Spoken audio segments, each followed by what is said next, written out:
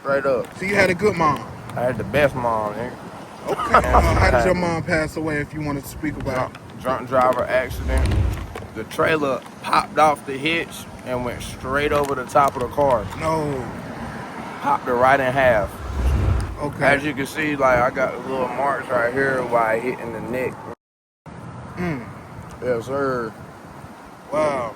I'm trying to tell you, don't, because at first I started smoking it, and then that wasn't cutting it for me no more, so I started using intermuscular. Like, even with my relationship, I'm letting my old lady slide with.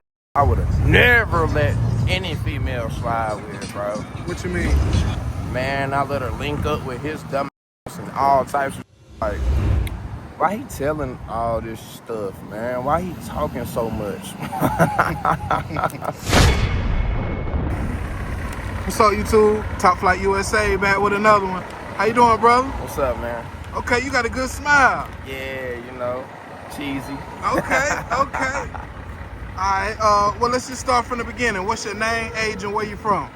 My name Christopher Burnett. I'm 28 years old, and I'm from Rocky Mount, North Carolina. Okay, Rocky Mount. How far is Rocky Mount from Raleigh?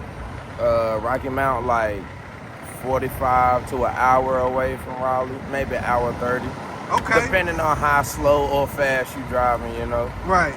I see you got the camera. You're a photographer? Yeah, you know, I take little flicks of me and my shorty, you know, make little videos too. You feel Word. me? Yeah. So what, you like a OnlyFans?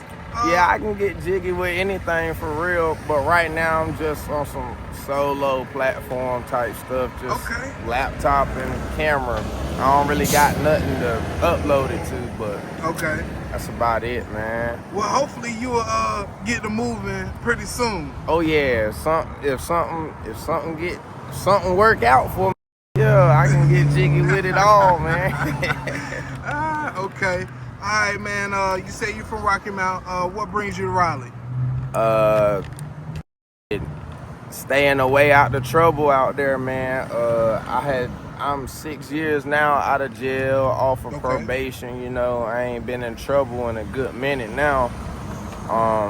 The last recent trouble I was in, I did 211 days under the courthouse in Johnston County at the Smithfield courthouse.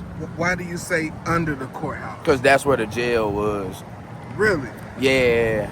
That's just crazy. like down here in Raleigh, you know, they got the holding cells, they got the big like glass, the plexiglass holding cells under the street, right across from the courthouse. It's really under the probation office. That's crazy. But it's across the street from the courthouse. Yeah, I didn't know that. I never been locked up in Raleigh. They got a little tunnel jump where you walk through and you come up the stairs into the courtroom, wherever court you got. Wow. That's crazy, man. Yeah, man. It's like some gerbil tunnel type, you know. Right. And you said, how long ago was you locked up? 6 years. 6 years. 6 years ago. Yup. Okay. And you recently got incarcerated here in Raleigh. How long ago? Nah, I ain't get incarcerated out here. I had charges out here, so I had to come over here on a writ.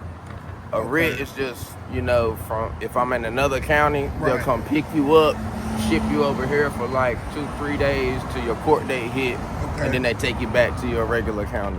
Wow. And what happened in that situation? On your writ? Nothing. I just sat in the front seat of an unmarked state trooper cruiser and brought my little black up here. I did what I had to do, and he brought me back. Right. Okay. All right. You said your girl was out here? Yeah.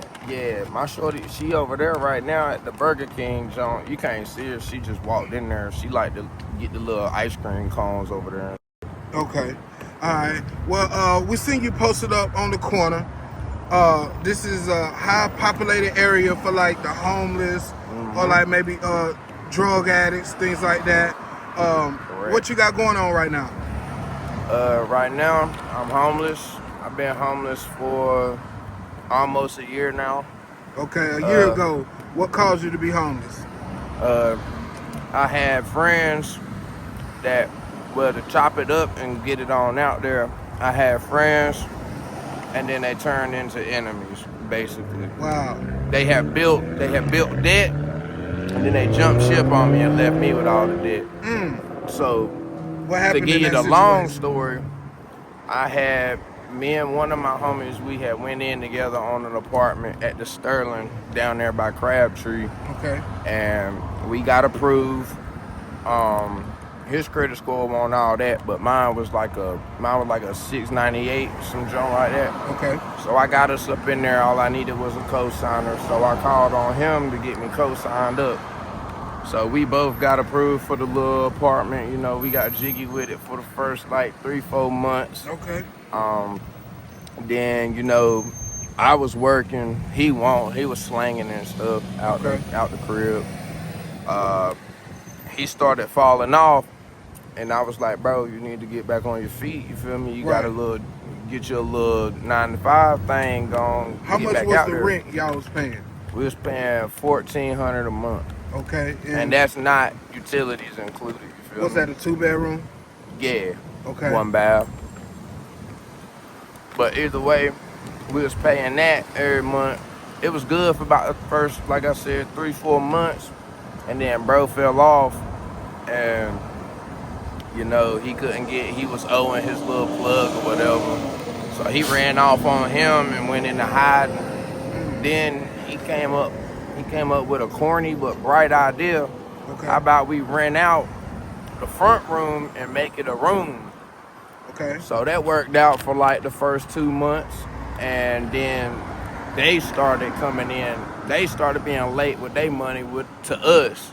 So that caused us to fall behind with our rent to our actual, you feel me, landlord of the crib. So did y'all lose the apartment? Yeah, ultimately we did. But it was all on me because, you know, I was the main head in there. Your name was on it? Yeah. Okay. Yup. How did that affect you? It hurt my soul and my credit score. Right. And for the younger crew that's watching this video, tell them why it's important not to lose an apartment in your name. Because it's going to affect you in the long run. Especially, you definitely don't want that termination on your report, your credit report. Because then once your new leasers or wherever the you're trying to get into next, it's going to affect you getting a car. It's going to affect you getting your next little spot. It might even affect your health care plans, you know? You never know. But And how long is it going to stay on your credit? it's going to stay on mine for 12 months. 12 months? 12 months. That's not bad. Yes, sir. I stayed in the state of Georgia, and they keep it on your credit for 7 years. Ooh. Oh. Yeah, See, that was my first time buyers, like first time leasers type too. So that's why I only got the 12 month. But if you was on some, if you was a repeat person who's did this like 2-3 times, then you'll get what bro got. Like you gonna get hit with that 5 to 7 year type hold on your, you know, your little credit stuff. Right.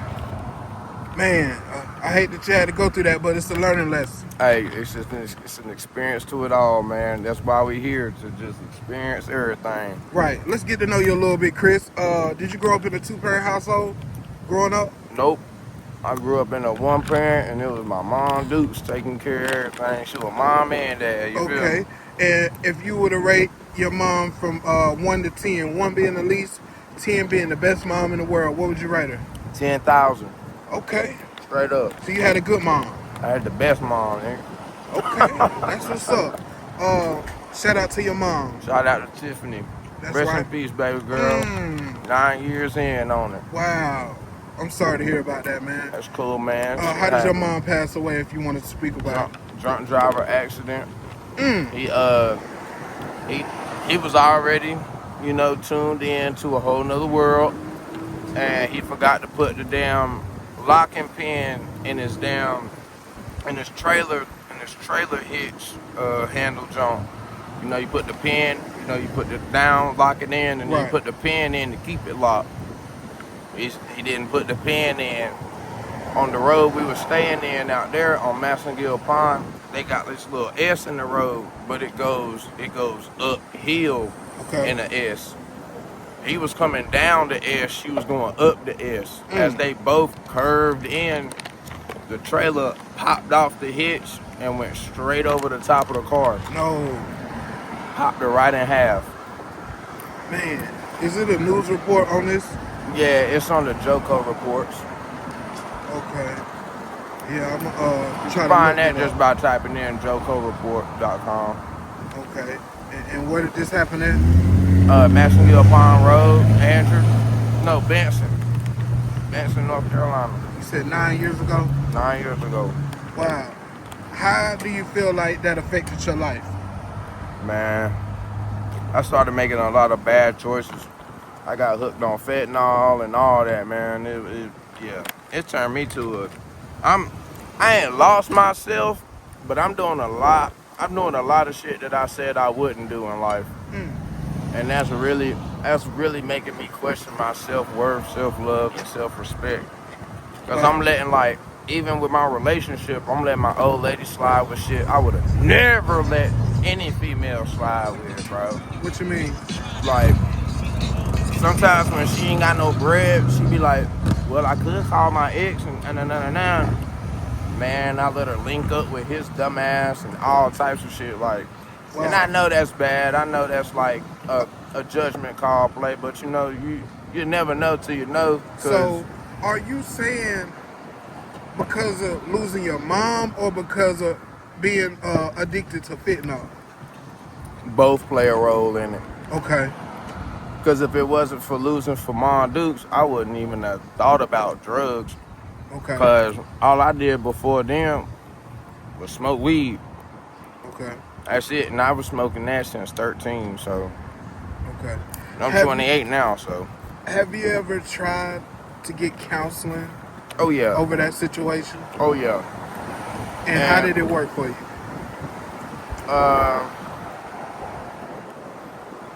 To keep it real with you, my counselor was sexy, so I won't in, you feel me? But I kind of went up there like 3-4 times. She kind of fell off. She moved away, and then they put me with a new counselor, and then I had to redo all that all over again. So I kind of was like, man, I did all that for no reason already. So I just stopped going for real. Wow. So I've been finding my own. Stop going? In a way, yes, but in a way, no too. Because if I did open up to the new counselor, he probably could have, worked through some stuff and chipped away at that block that I need to be, cut down and molded into something else. But okay, I think honestly, as we grow, we learn to, complete challenges on our own, in our own way, even if it's the hard way. Right. Because, like I said, everything's a learning and growing experience. Even rich people, they got money to solve all problems, but they got bigger problems, you feel me? That's like, right. They gotta take care of bigger stuff now. Unlike us, like lower class, middle class, we just gotta worry about miscellaneous shit, like minuscule shit, like little car notes and stuff like that, bills. But up there in the high class people, you feel me, like they paying off business loans, and they got equities and liquid, and they got all types of stuff going on. Like they really, like they say, more money, more problems, and that was not a lot. Do you have any siblings? Yeah, I got one sister. And where is she at? She living right now in Rocky Mount. Okay. She's 27. She's 27 this year. And how's y'all relationship? Magnificent. Okay. Does she know you facing homelessness right now? Yes, sir. And how does she feel about it? You did that to yourself. But she still love me though. She offered help one time, and I took it. I kind of f***ed up though, the day we were supposed to meet up and she was supposed to come get me and all that, she showed up and I didn't. Because I OD'd and passed out in the bus station. So you was trying to show up, but other things happened? Yeah, pretty much. Okay. As you can see, like, I got a little marks right here where I hit in the neck. Yes, sir. Wow. Trying to tell you, don't, because at first I started smoking it, and then that wasn't cutting it for me no more, so I started using intermuscular, So they say ways. smoking it is like a waste. Would you Yeah. agree with that? Yep, definitely. Because all you're doing is breaking down the molecular structure of it and turning it into something else that's not even fat no more. Right. Do you ever be afraid that you might miss when you're shooting it up? No. My mama was a mortician. She's taught through going through all of that and growing with her in that field that she chose to be in. My bad, bro. She grew through that and became immaculate with her hands, and me being there with her side by side every day, 25, 35, 8, you feel me? I had to learn it too. Because sometimes she wouldn't be there. She would have to go tend to my sister or like go watch the babies, the grandbabies and stuff like that or something. So she get a body in or something, I'd have to go bring it in, embalm it for her and all that, you feel me? Wow. So you pretty much work in a funeral home? yes, sir. Dealing with the dead bodies? Yes, sir. Family business. Oh, it's a family business? Yes, sir. Okay. That's pretty cool, man. Oh, yeah. People get real timid when I tell them about that. Like, when I was locked up, I told them about that. Everybody was like, whoa. So, honestly, do you feel a little scared when you get around the dead bodies? No. What goes through your mind when you used to walk in the room and actually see the body for the first time? When I first saw it, I was like, they really stiff as like lifeless for real. Like they and cold. I was like, wow, they really like porcelain toilet cold. Like that right there was that was hard to get over. Like for real, I ain't even gonna lie, cause with the fentanyl withdrawals and stuff, we get the hot cold, and it there feel like that porcelain toilet cold. Wow. So it's like, have you ever seen a body move? Is it true that the body moves a little bit? If it do, I never saw it because it only does that in the time frame of like the first 16 to 18 hours of it being deceased. Okay. So I don't get to see that. Past that time. Yeah. I'm when I see a body, it's already like 48 to 52 hours in of being dead. So wow. So that the body is changing colors at that time. Oh yeah, the body already done farted, done blowed up a little bit because the bodily fluids and stuff, it's starting to evaporate inside of the body. So that's why when we make the incision, all that air and stuff, it comes out and it reeks. That's why we wear that, that face mask, like the one that they put on when the crazy dude or whatever spitting and stuff in jail or in prison, whatever. Yeah, we wear those, and then we put the little scent. See me, I like the toothpaste. I put the little toothpaste right there on my little, you feel me? But my mom, she like to use the little ammonia sticks, and she'll put them joints right there in her nose, and she won't smell nothing. Of the body. Mm-hmm. Wow. So we gotta clean them, wash them, prep them. Everything. For embalming. shave them down, all that. I'm talking about flip it over, shave the ass crack, all of that. We gotta do all that. Okay, real quick, take us through the steps of bombing the body. All right. So we get the body on the table. It's already naked. So, and don't be a child. Don't like. Of course, some female bodies will come in too. You know, people like to try and touch the titty and shit. I'm like, man, that's still. Don't do that, bro. That's weird. Somebody did that around you? Oh yeah, my sister weird did that shit.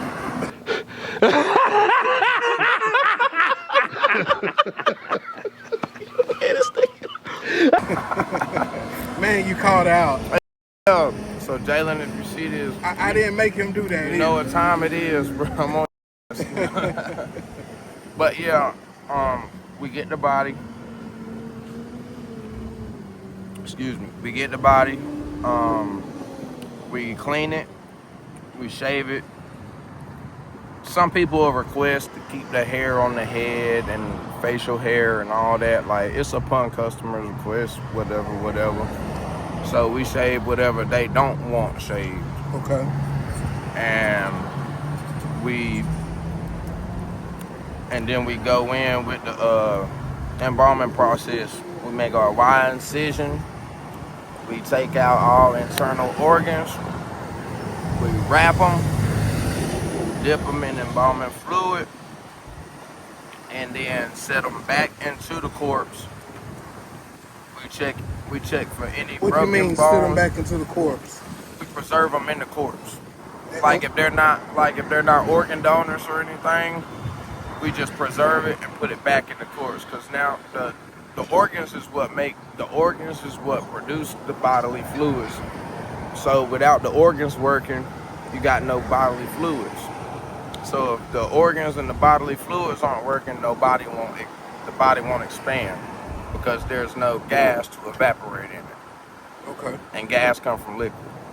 So if there's no, after we wrap and preserve the internal organs, if they're not an organ donor, after that we check and see if there's any, any signs of rigor mortis or anything else going on. And for the people that don't know what rigor mortis is, can you explain that? Rigor mortis is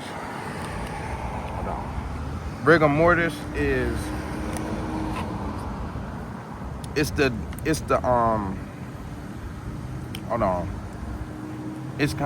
I'll look it up. I'll look the definition up. Yeah, put it on there. Yeah. But man, that's a crazy job. Yeah, but to either do. way, man, you feel me?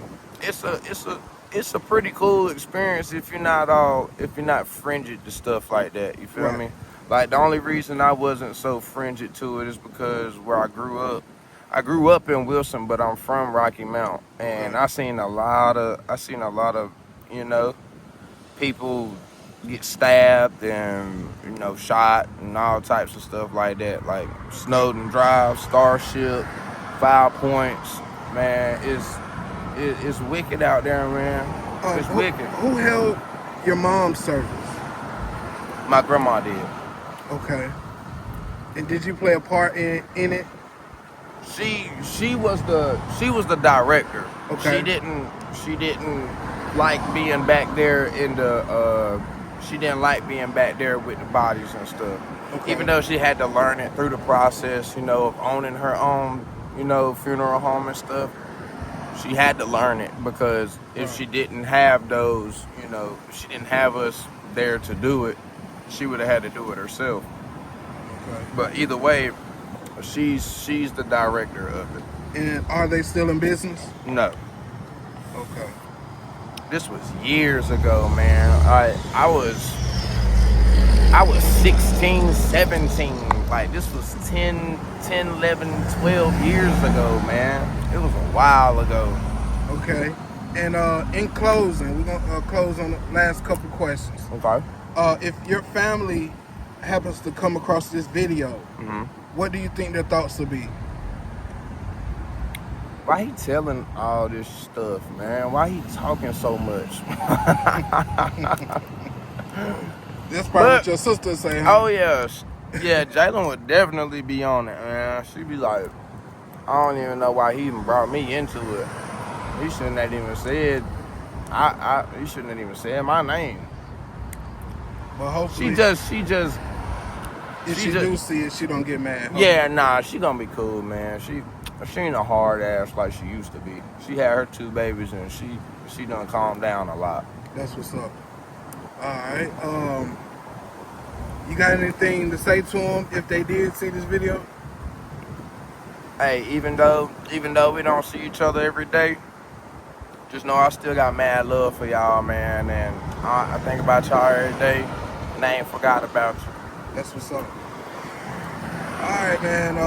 If anybody wanted to look for you, you have any social media sites? If anybody wanted to donate to you, your photography campaign, you and your old lady out here being homeless, you got a way for them to do that?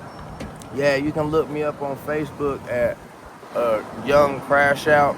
That's YUUNG, all lowercase. Crash Out, CRASSHOUT. Are you a crash out? Nah, I used to be when I was younger though. Yeah, I used to be a hard head, man, a black Angus bull they would call me. That's what my grandma would say. Like a wild bull. And if anybody wanted to donate to you? Oh yeah, you could donate to my Cash App.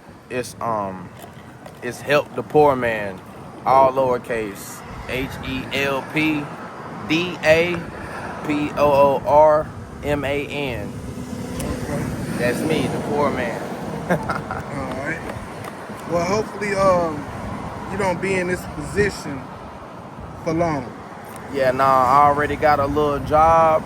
You know, I just do this flying sign stuff just for some little extra, like, eating money, you know.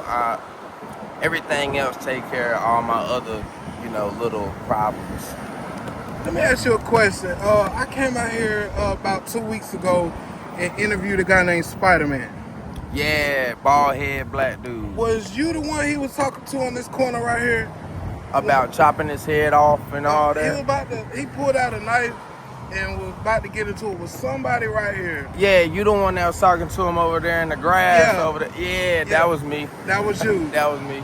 Okay, real quick. He was just drunk, bro. Yeah, he was. He was definitely drunk. Yeah, he was drunk as hell. Run us through that situation real quick, about 60 seconds. Because he explained it as if you try to kick him off the block. Yeah, bro, he on my media, like, he want to be drunk and coming over here, like, I'm flying my sign, and he want to do a flip and all this other goofy Spider-Man on my block, right on my little street right here. And I'm like, bro, go ahead, bro. You up my money, bro. And he like, I knew you was going to say something crazy. That's why I'm about to get you. I'm about to cut your head off. Hey, he was on the way over there, man. I stopped him. Hey, no, don't do it, Spider-Man.